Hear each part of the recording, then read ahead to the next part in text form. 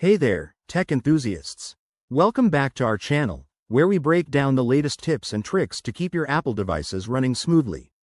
Today, we're tackling how to update Keynote 2025. If you're a Mac user who loves creating stunning presentations, updating Keynote is essential for accessing new features, bug fixes, and improved performance.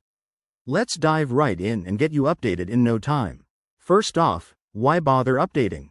The 2025 version of Keynote brings enhanced collaboration tools, better templates, and stronger security, perfect for professionals and students alike. Before we start, ensure your Mac is connected to the internet and you're signed in with your Apple ID. This makes the process seamless. Step 1. Launch the App Store. You can find it in your dock or by searching for it using Spotlight. Just hit Command plus space and type App Store. Once you're in the App Store, click on the Updates tab at the bottom of the window. This is where all available updates for your apps are listed. Step 2.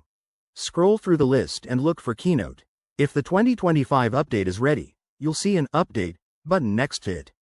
Click that button, and the download will begin automatically. Step 3. While it's downloading, keep an eye on the progress bar. Depending on your internet speed, this might take a few minutes.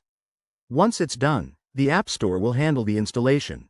After the update finishes, open Keynote from your Applications folder or dock. Check the version by going to Keynote, About Keynote, in the menu bar to confirm it's the 2025 edition.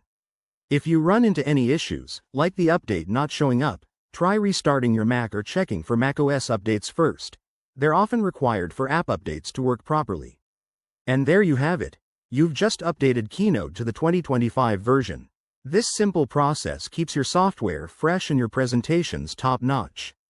If you found this helpful, hit that like button, subscribe for more Apple tutorials, and drop a comment below if you have questions.